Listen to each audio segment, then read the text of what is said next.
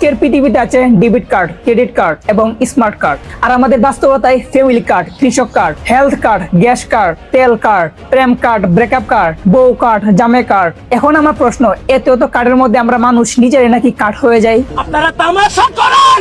আমাদের দেশে এখন কার্ড ছাড়া কিছুই পাওয়া যায় না, কিন্তু প্রশ্ন হলো মানুষ কি অধিকার পাচ্ছে নাকি শুধু নির্ভরশীল হয়ে যাচ্ছে?